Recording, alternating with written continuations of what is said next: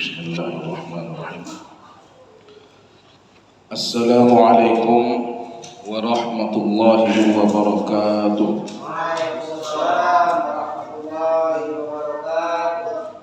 Alhamdulillahilladzi arsala rasulahu bil huda wa dinil haqq liyudhhirahu 'ala ad-din kullih. Ashhadu an la ilaha illallah wa ashhadu anna Muhammadan 'abduhu wa rasuluhu la nabiyya ba'dahu.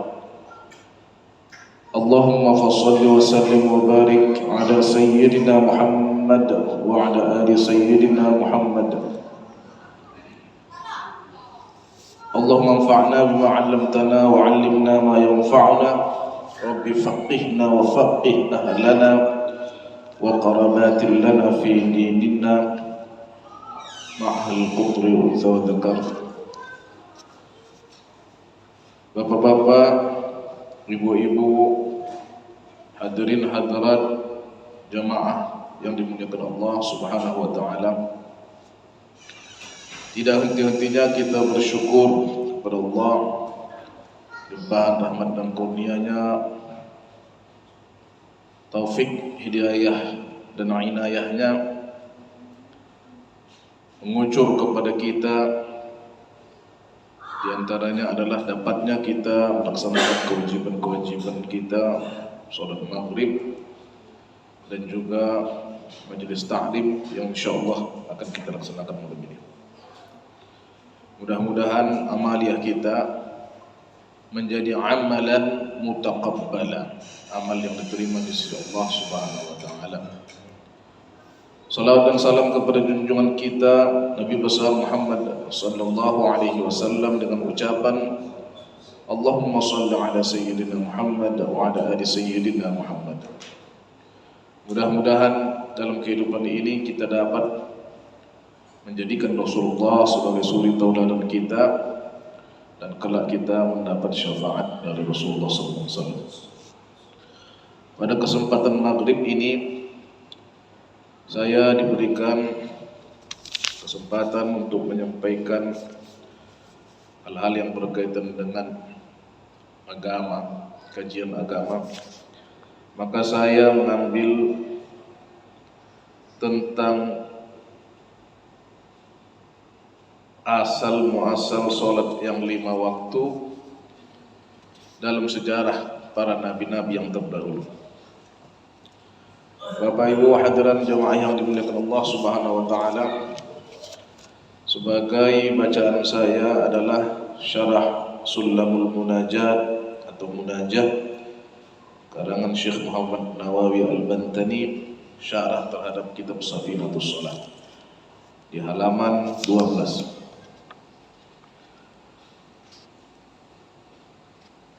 Kata Syekh Muhammad Nawawi Al-Bantani, wa hadhil khams, salat yang 5 waktu ini lam tajtami' li ghairi nabiyyina sallallahu alaihi wasallam, tidak terkumpul kecuali pada nabi kita Muhammad sallallahu alaihi wasallam.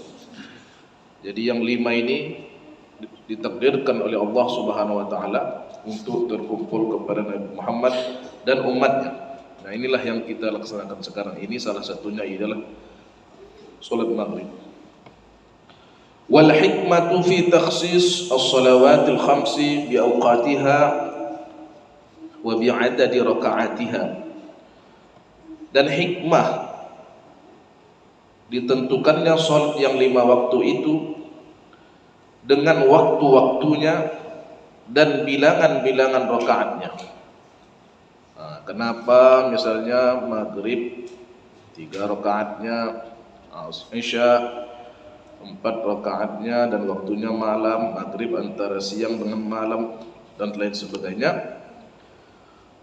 Qala ba'dul hukama, menurut sebagian ahli hikmah, takhtassu kullu salatin minal khams bil awqat wa bil adad li takhsisi kulli nabiyyin salatahu bidzalika. bahwa ditentukannya setiap solat dari solat yang 5 waktu itu dengan waktu-waktu tertentu dan bilangan rakaat tertentu untuk menentukan bagi setiap nabi solatnya, ya, solatnya. Artinya solat yang 5 waktu itu rupanya adalah solat yang pernah dilaksanakan oleh seorang nabi yang sebelum Nabi Muhammad sallallahu alaihi wasallam. Bapak Ibu jamaah yang dimuliakan Allah, fa awwalu man shalla subha Adam alaihi salam. Yang mula-mula melaksanakan salat subuh adalah Nabi Adam alaihi salam. Hina kharaja minal jannah, ketika beliau keluar dari surga. Wa ra'ad zalamah, dan dia melihat kegelapan. Fa khafa khaufan syadida, maka dia takut, sesangat-sangatnya takut, ya. Karena Nabi Adam dikeluarkan dari surganya Allah Subhanahu wa ta'ala. Jadi Bapak Ibu hadirin yang dimuliakan Allah, kita ini orang surga memang, ya kan? Gimana pun keadaan kita seperti ini, ya kan? Kita ini adalah orang surga. Buktinya kakek kita Nabi Adam alaihissalam diciptakan di surga. Tapi karena satu kesalahan, yaitu perlawanan ataupun melawan kepada perintahnya Allah dengan memakan buah khuldi, maka keluarlah dari surga. Kemudian beranak pinaklah Nabi Adam di dunia. Nah, keluarnya Nabi Adam dari surga itu terjadi pada waktu malam. Maklumlah di dunia ini belum ada orang, dan dialah orang yang pertama, ya. Entah bagaimana model dunia ini, wallahu a'lam bishawab, apakah hutan belantara atau padang pasir atau macam lapangan atau apa, tidak kita ketahui.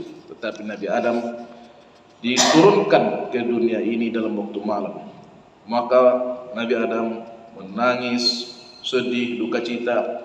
Dan beliau pun tidak berteman, tidak berkawan dengan istrinya. Istrinya di tempat lain, Nabi Adam pun di tempat lain, tidak berjumpa mereka.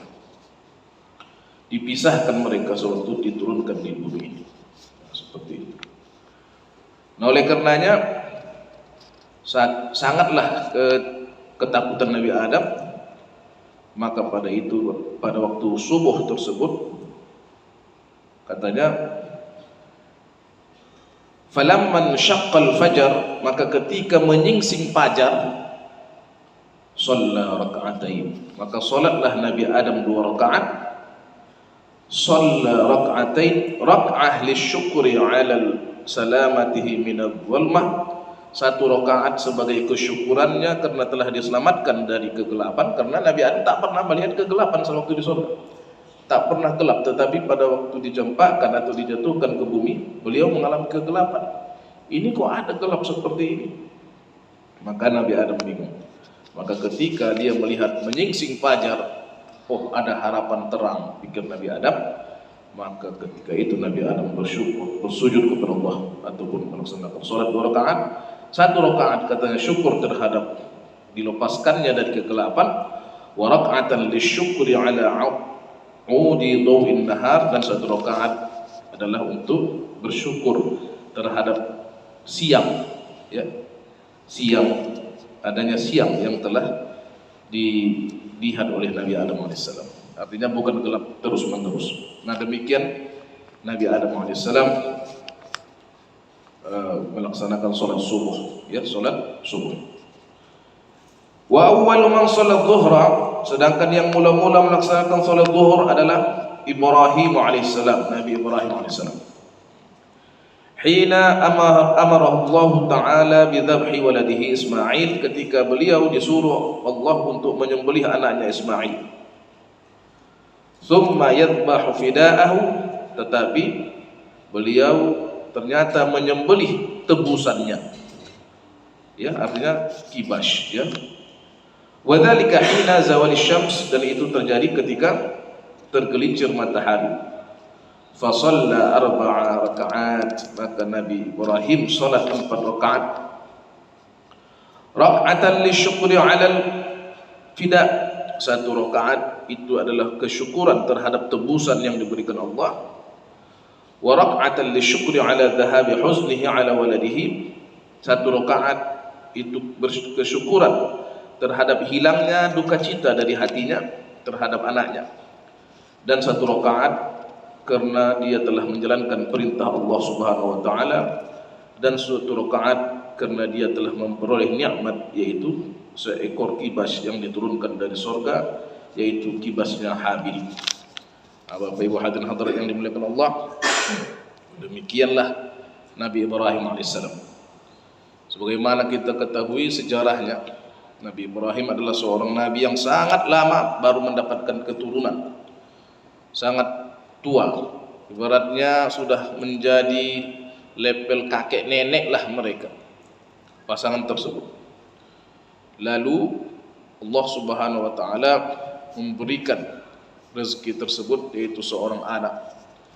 Kemudian Nabi Ibrahim bersyukur dengan anak tersebut, bersyukur dengan perintah-perintah Allah.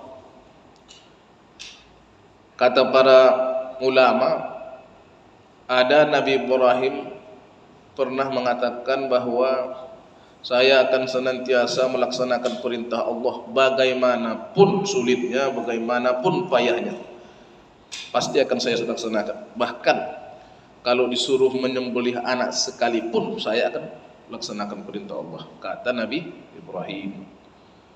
Lalu Allah Subhanahu wa taala meminta janji Nabi Ibrahim tersebut. Sebagaimana kita ketahui, para nabi-nabi ini tidak bisa ngomong suka-suka. Langsung Allah Subhanahu wa taala berikan kepada mereka teguran dalam bentuk yang demikian. Wahai Ibrahim, akan saya coba, betulkah apa yang kamu katakan? Maka bermimpilah Nabi Ibrahim sampai 3 kali. Mimpi pertama bermimpi menyembelih anaknya. Mimpi kedua bermimpi menyembelih anaknya lagi. Mimpi ketiga bermimpi menyembelih anaknya lagi. Lalu dia mengemukakan hal tersebut kepada anaknya, wahai anakku, katanya kepada Ismail, inni ara fil manami anni adbahu. Saya melihat dalam mimpi saya menyembelihmu. Fanzur madza tara, apalah menurutmu? Bagaimana pendapatmu terhadap mimpi ayah ini? Kata Nabi Ibrahim. Lalu Nabi Ismail mengatakan, ya abati fa'al ma tu'mar satajiduni insyaallah minas sabirin. Wahai bapakku, lakukanlah apa yang kamu disuruh Allah, maka saya akan sabar dalam menghadapi hal tersebut. Lalu mereka pun bertawakal kepada Allah. Mereka berangkat, dipakaikanlah kepadanya baju yang bagus, diwangi-wangi, kemudian dimandikan dan sebagainya. Lalu dibawalah ke tempat penyembelihan. Sampai di penyembelihan, lalu Nabi Ibrahim menurut satu riwayat menutup matanya supaya dia jangan melihat anaknya tersebut. Kemudian beliau juga menajamkan pisaunya setajam-tajamnya, supaya nanti begitu pisau tersebut menyentuh leher anaknya, langsunglah jangan lagi ada jeritan-jeritan, supaya langsung meninggal seperti itu. Lalu Nabi Ibrahim alaihissalam menutup matanya sendiri. Lalu mau menyembelih dia, datang iblis. Wahai Ibrahim, engkau telah gila. Engkau mendapatkan nikmat Allah dalam keadaan sudah tua, tapi engkau masih mau membunuh anak tersebut, menyembelih anak tersebut. Apakah engkau gila? Maka Nabi Ibrahim mengambil batu, melempar iblis tersebut. Bismillahi Allahu Akbar, Bismillahi Allahu Akbar, Bismillahi Allahu Akbar. Bapak Ibu hadirin hadirat jamaah yang dimuliakan Allah, lalu Nabi Ibrahim melaksanakan perintah Allah. Karena beliau sudah mantap dengan perintah Allah tersebut, maka beliau sembelihlah siapa? Anaknya tersebut. Kemudian beliau pergi bergegas meninggalkan tempat tersebut. Tetapi ketika beliau pergi, ternyata anaknya memanggilnya. Kemudian Nabi Ibrahim kaget, lalu dibukanya kembali penutup matanya. Ternyata yang memanggilnya adalah anaknya. Lah, siapa yang ku sembelih? Kata Nabi Ibrahim. Ternyata yang dipilihnya adalah seekor kibas. dari surga yang dipelihara oleh Habil. Bapak Ibu hadirin yang dimuliakan Allah, demikianlah yang terjadi kepada Nabi siapa tadi? Nabi Ibrahim alaihissalam. Maka sholatlah Nabi Ibrahim 4 rakaat. Yang rakaat pertama tadi adalah sebagai apa katanya? Beliau sebagai kesyukuran terhadap bahwa beliau mendapatkan tebusan dari Allah, bukan anaknya yang disembelihnya, tapi kibas. Kemudian 1 rakaat pula karena dia bersyukur hilang duka citanya, tak jadi anaknya yang disembelihnya, tapi seekor kibas. Kemudian lagi 1 rakaat itu adalah untuk dia telah berhasil melaksanakan perintah Allah Subhanahu wa taala tanpa ragu. Kemudian Bapak Ibu yang dimuliakan Allah, 1 rakaat pula adalah untuk mendapatkan nikmat, yaitu 1 ekor kibas. Nah, jadi ini kesimpulannya, siapa yang melaksanakan perintah Allah pasti diuntungkan oleh Allah Subhanahu wa taala. Allah tidak akan merugikan seorang yang melaksanakan perintah Allah. Itulah pesannya sebetulnya. Sulit pun perintah tersebut, mudah pun perintah tersebut, asalkan dilakukan oleh hamba Allah, maka Allah akan memberikan kebaikan kepada hamba itu. Ya. Kemudian Bapak Ibu hadirin yang dimuliakan Allah, wa awwalu man shalla al-'asra Yunus alaihissalam. Yang mula-mula melaksanakan salat asar adalah Yunus alaihissalam. Hina akhrajahu Allah min batnil hut, ketika Allah melepaskannya dari perut ikan. Wa huwa mithlu farkhit tayr alladhi la risha fihi, yaitu sedangkan dia seperti anak burung yang masih merah, yang tidak punya bulu, ya, yang tidak punya bulu. Anak burung yang merah itu Pak ya, tak ada bulunya. Begitulah lemahnya siapa? Nabi Yunus alaihissalam. Karena dia telah berada fi arba'i zulumat, pada 4 kegelapan. Apa itu? Zulumatil hasya, yaitu kegelapan usus ikan tersebut yang menelannya. Wa zulumatil ma, kegelapan air ya, di daun. Wa zulumatil lail, kegelapan malam. Wa dhulumat fi batnil hut, dan kegelapan di dalam perut ikan. Nah, itulah yang dialami oleh Nabi Yunus alaihissalam. Sebagaimana yang kita ketahui sejarahnya, Nabi Yunus alaihissalam berdakwah kepada kaumnya. Berdakwah sekali, wahai kaumku, ayo kita sembah Allah, jangan kita sekutukan Allah dengan sesuatu apapun. Tak mau kaumnya. Kedua kali diajaknya, wahai kaumku, ayo kita menyembah Allah, jangan kita sekutukan Allah dengan sesuatu apapun. Tidak mau kaumnya, enggan kaum. Ketiga kali pun diajaknya, wahai kaumku, ayo kita sembah Allah, tidak ada Tuhan selainnya, jangan kita sekutukan dengan yang lainnya. Seperti nabi-nabi seluruhnya, begitulah dakwah Nabi Yunus ya. Dakwahnya sama para nabi ini, jangan menyekutukan Allah dengan sesuatu apapun, itu saja. Lalu kaumnya tidak mau terima dakwah tersebut. Maka Nabi Yunus alaihissalam yakin kalau para hamba Allah ini dipanggil, didakwah, tak mau, berarti tinggal azab ya. Beda dakwah ustadz, dakwah kita ini dengan dakwah nabi. Kalau ustadz yang berdakwah 100 kali pun jadi, tak ada apanya itu ya Pak ya. Di dakwahnya tak mau orang 100 kali pun tak ada masalah. Nabi beda, 1 kali tak mau, oke. 2 kali tak mau, oke. 3 kali tak mau, azab. Begitu biasanya, sunnatullah seperti itu. Tidak bisa main-main dengan nabi, karena Allah akan membela para nabi. Mustahil Allah membiarkan nabinya itu berdakwah mati-matian tapi tidak ada pembelaan terhadap kebenaran. Tak mungkin. Allah tetap membela kebenaran. Maka nabi-nabi itu berdakwah, dan mereka tahu di balik mereka adalah Allah Subhanahu wa taala. Maka ketika mereka berdakwah, dan tidak ada yang merespon dakwah tersebut, ini berarti tinggal turunnya ini pikir Nabi Yunus, ditinggalkannya lah kaumnya tersebut. Idz dzahaba mughadiban, ketika dia pergi dalam keadaan marah kepada kaumnya. Berangkatlah beliau ya.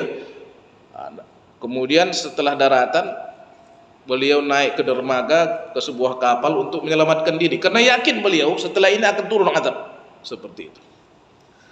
Lalu Bapak Ibu hadirin jamaah yang dimuliakan Allah, sepeninggalnya rupanya kaumnya berubah. Mereka beriman kepada Allah, tapi sudah sempat ditinggalkan Nabi Yunus. Maka dalam perjalanan itulah di sebuah lautan, ternyata kapal tersebut terombang-ambing ya Pak ya. Terombang-ambing, tidak bisa melaksanakan perjalanan dengan baik. Menurut nakhoda kapal dan muallim kapal serta kapten kapal, bahwa ini ada penumpang gelap ini.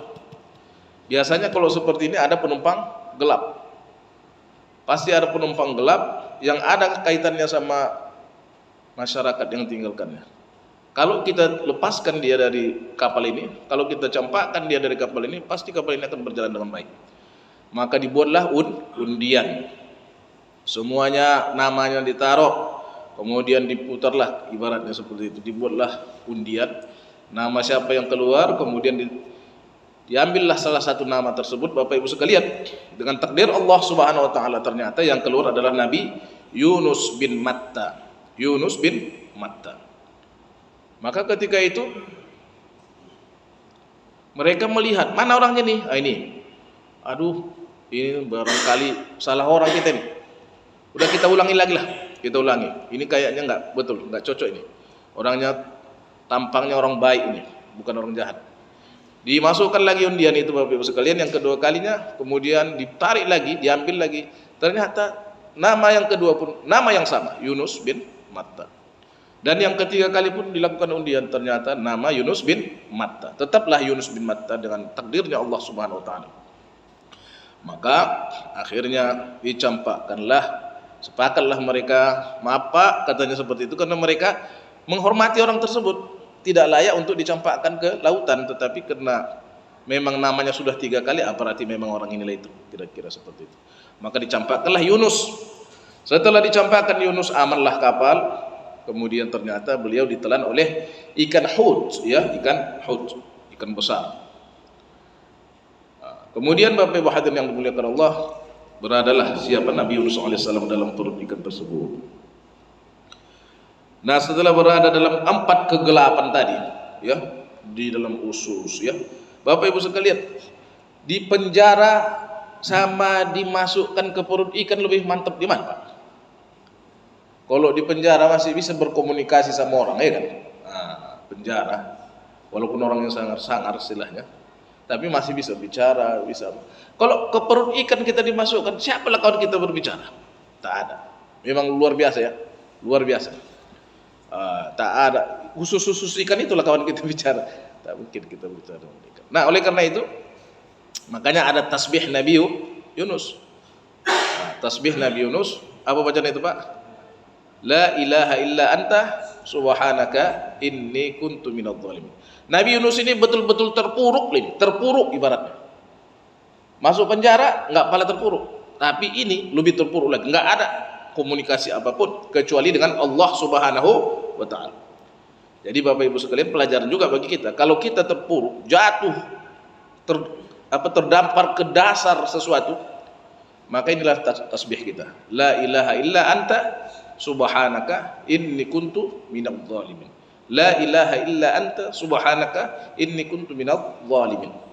Dibaca Nabi Yunus, setelah itu berulang-ulang kali, maka panaslah perut ikan itu. Ini bukan cerita saya Pak ya. Laula angkana minal musabbihin, kalaulah Nabi Yunus itu bukan orang yang suka bertasbih, dia akan mendekam dalam perutnya ikan itu sampai 40, sampai hari kiamat. Kalau dia tidak termasuk orang yang bertasbih, maka dia akan mendekam dalam perut ikan itu sampai hari kiamat. Ternyata tasbih itulah amalan yang bisa menyelamatkan Nabi Yunus keluar dari keterpurukan yang sangat tersebut. La ilaha illa anta subhanaka inni kuntu minadh dhalimin. Ya. Bapak Ibu hadirin yang dimuliakan Allah Subhanahu wa taala, Nabi Adam pun kita ulangi balik ke atas ada juga doanya spesial ya. Apa itu Pak? Doa Nabi Adam fatalaqqa apa? Ya, Rabbana zalamna anfusana wa illam taghfir lana wa tarhamna lanakunanna minal. Itu juga lah yang dibaca Nabi Adam biar diampuni Allah segala dosanya. Dan Nabi Yunus diselamatkan Allah juga dengan tasbihnya, la ilaha illa anta subhanaka inni kuntu minadh dhalimin. Nah, jadi kita ini kan manusia ini pas macam ya naik turun ya, pasang surut kehidupan kita. Saat kita terpuruk, jangan kita jauh dari Allah, tapi kita tetap apa? La ilaha illa anta subhanaka inni kuntu minadh dhalimin. Yang satu lagi Rabbana zalamna anfusana. Jadi pengakuan kita terhadap kezaliman diri kita yang penting. Nabi Yunus pun kezalimannya yang diakui. Nabi Adam pun kezalimannya juga. Rabbana zalamna anfusana. Ya Allah, kami telah menzalim diri kami. Fa illam taghfir lana, kalau engkau tidak mengampuni dosa kami, wa tarhamna, dan tidak menyayangi kami, lanakunanna minal khasirin, pastilah kami menjadi orang yang rugi. Nabi Yunus pun begitu juga, la ilaha illa anta, tidak ada Tuhan selain engkau ya Allah, subhanaka, maha suci engkau, inni kuntu minadh dhalimin, sesungguhnya aku orang yang zalim. Ya sama-sama mengakui kezaliman. Ternyata mengakui kezaliman itu adalah sesuatu yang sangat bisa mengobati hati kita, dan juga mengobati ataupun yang juga memperbaiki kasih sayang Allah Subhanahu wa taala kepada hamba-hambanya. Bapak Ibu jamaah yang dimuliakan Allah, ketika Nabi Yunus keluar dari perut ikan itu, maka beliau seperti anak burung yang merah, ya, anak burung yang tak ada bulunya, ya, lemas sekali. Lalu menurut riwayat Allah kirim seekor domba memberikan susunya atau menyusukan kepada Nabi Yunus alaihissalam. Kemudian Nabi Yunus juga katanya memakan babtin, yaitu yaktin maksudnya, yaitu labu, sebangsa labu. Dari situlah Nabi Yunus kembali pulih. Bapak Ibu yang dimuliakan Allah, yang penting bagi kita pada waktu itu Nabi Yunus melaksanakan rakaat, ya, melaksanakan salat kepada Allah Subhanahu wa taala 4 rakaat. Ya, sebagaimana 4 kegelapan yang dialami oleh Nabi Yunus alaihissalam, begitu juga lah beliau sujud kepada salat kepada Allah Subhanahu wa taala pada waktu asar tersebut.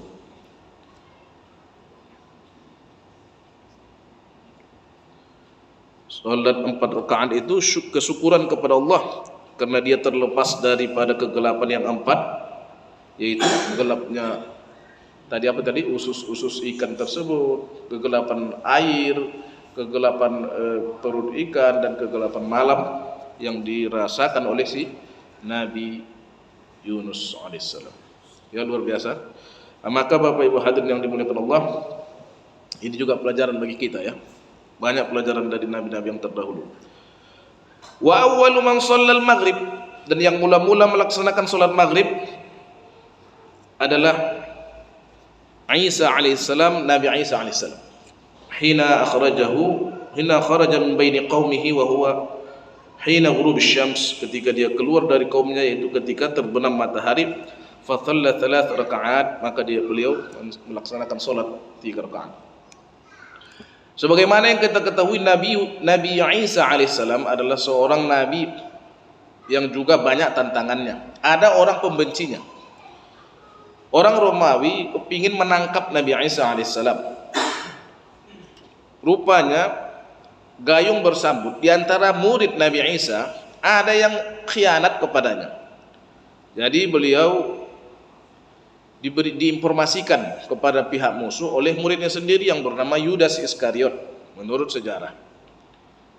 Lalu diinformasikan bahwa Nabi Isa kalau mau menangkapnya hari ini, hari begini, tanggal segini, di jalan ini, di gang ini, di rumah yang seperti ini, datang ke sana, tangkaplah beliau. Yang menginformasikan adalah muridnya sendiri. Maka setelah diinformasikan, maka pada jam yang ditentukan datanglah tentara tersebut untuk menangkap Nabi Isa alaihissalam. Nah, dalam penyergapan tersebut itulah yang Allah berikan kepada kita sebagai mukjizat. Wa ma qataluhu wa ma salabuhu walakin syubbiha lahum. Mereka tidak membunuhnya dan mereka tidak mensalibnya.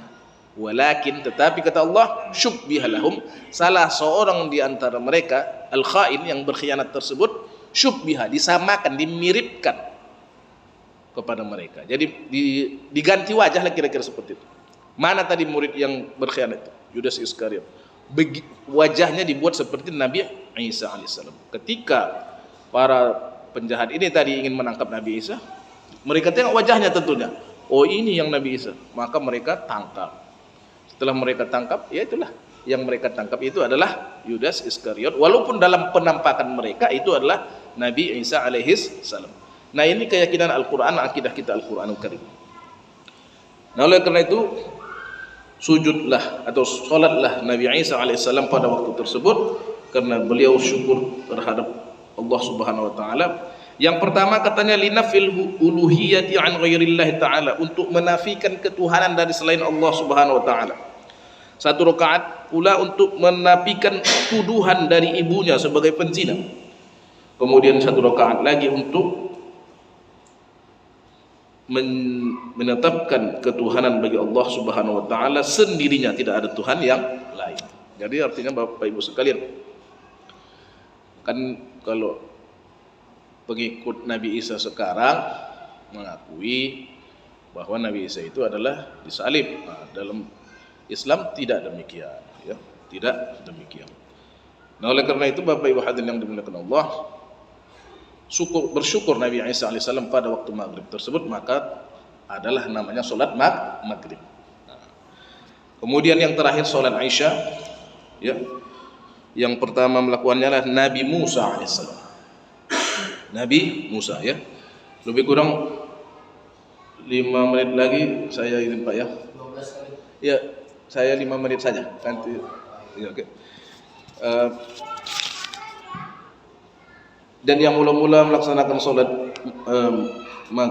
Isya adalah Nabi Musa alaihissalam, ya, Nabi Musa alaihissalam.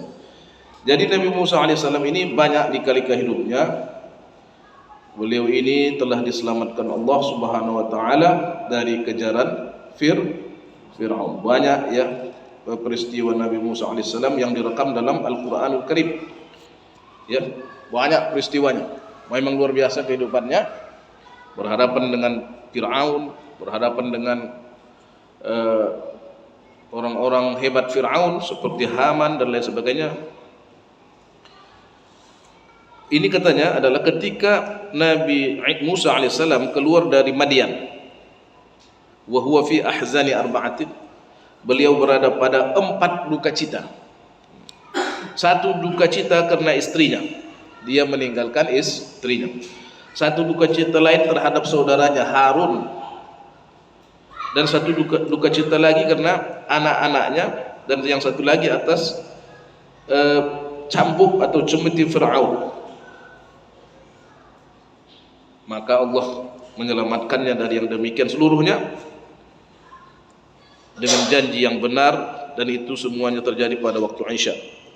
Maka salatlah Nabi Musa 4 rakaat karena kesyukuran terhadap Allah atas dihilangkannya 4 duka cita yang menimpa Nabi Musa tersebut. Jadi Bapak Ibu yang dirahmati Allah, Nabi Musa ini banyak lika-liku hidupnya, ya, lika-liku hidupnya. Di antaranya berhadapan dengan Fir'aun, ya.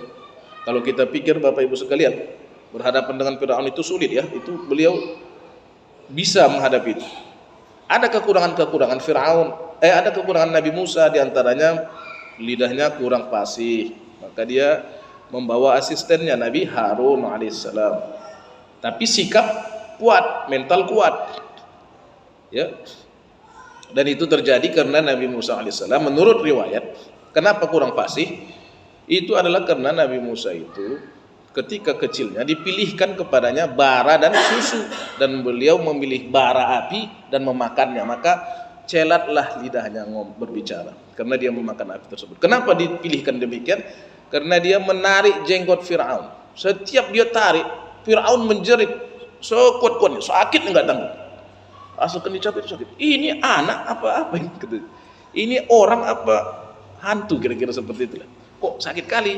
Nah, akhirnya Nabi Musa alaihissalam dites, ya. Ini kalau dia ini nanti milih susu berarti dia ini berakal. Maka pilihkanlah susu dengan bara. Ternyata Nabi Musa dengan takdir Allah memilih bara dan dia makan. Berarti ini anak tidak berakal. Berarti yang ditariknya jenggot saya itu bukan karena sihirnya, bukan karena kekuatannya, tetapi itu manusia biasa saja seperti itu. Maka ketika berhadapan dengan Firaun, Nabi Musa takut, Bapak Ibu sekalian. Tapi Allah menguatkannya. La yakhaf ladainal mursalun. Nabi-nabi itu tidak pernah takut bersama kami, kata Allah Subhanahu wa taala. Jangan takut wahai Musa. Melihat ular yang datang kepadanya, bukan 1, 2, ratusan ular datang kepadanya, kecil, besar, sedang. Nabi Musa ketakutan dalam pertandingan sihir yang ditantang oleh para tukang sihir Fir'aun tersebut. Maka Nabi Musa akhirnya diberikan Allah mukjizatnya, lemparkan tongkatmu maka dia akan memakan semua yang mereka buat tersebut. Maka terjadilah yang demikian. Seluruh ular-ular yang dibuat oleh tukang sihir Fir'aun habis dilalap oleh tongkatnya Nabi Musa alaihissalam. Maka pada waktu itu Bapak Ibu hadirin yang dimuliakan Allah, menanglah Nabi Musa alaihissalam. Jadi memang tidak boleh takut para rasul-rasul itu kalau mereka itu dalam pengawasan Allah Subhanahu wa taala. Nah, bersyukur Nabi Musa karena telah Allah selamatkan. Kesimpulannya, Bapak Ibu sekalian, kita ini pun tukang sedihnya ya, yang banyak sedihnya. Saya banyak sedih saya. Bapak pun banyak sedihnya. Kadang-kadang kegagalan di masa lalu membuat orang duka cita yang berkepanjangan. Kemudian juga harapan yang tidak tercapai, yang telah dinanti-nantikan berpuluh-puluh tahun yang lalu, ya kan, bertahun-tahun sebelumnya, tapi tidak juga kecapaian. Itu juga membuat orang gundah gulana. Kemudian juga kekhawatiran kita terhadap hal-hal yang akan datang, ya kan, khawatir kita. Seperti saat sekarang ini, kalau ada anak kita sakit, macam mana lah perasaan kita? Tak bisa minum sirup, biasanya sirupnya apa kita kan, gitu, ya kan? Ada anak sakit, tak bisa minum sirup, apalah dikasih? Kira-kira seperti itu. Khawatir kita, ya, terhadap masa-masa ini. Bapak Ibu sekalian, nah inilah obatnya. Ternyata semua kekhawatiran, semua kedukacitaan, kegundah gulanaan itu obatnya adalah sujud dengan rakaat-rakaat yang telah ditentukan oleh Allah Subhanahu wa taala. Insyaallah segala kesusahan, kesedihan, ketidaktercapaian target yang kita laksanakan, tidak tercapainya cita-cita pada masa yang dulu, itu semua kita serahkanlah kepada Allah Subhanahu wa taala dalam salat yang kita laksanakan. Itulah makna salat tersebut. Nabi Adam dengan kesusahannya salat.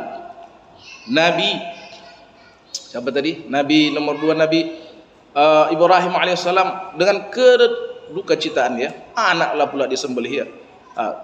Dibalas dengan sholat.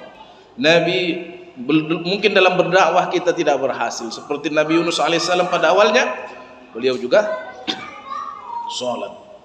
Kemudian Nabi Isa alaihissalam ada yang khianat dari kaumnya, dari rakyatnya, obatnya sholat. Kemudian juga berhadapan dengan tirani kekuasaan, jabatan, obatnya juga sholat. Maka itulah Bapak Ibu kalian yang dimuliakan Allah, sholatlah kita sebagai obat dari segala permasalahan yang kita hadapi ini. Demikian yang dapat kami sampaikan. Tentunya ada dalam penyampaian ini kekurangan, kesilapan, mohon kami dimaafkan. Nasrun minallahi wa fathun qarib wa basyiril mu'minin. Assalamualaikum warahmatullahi wabarakatuh. Waalaikumsalam warahmatullahi wabarakatuh.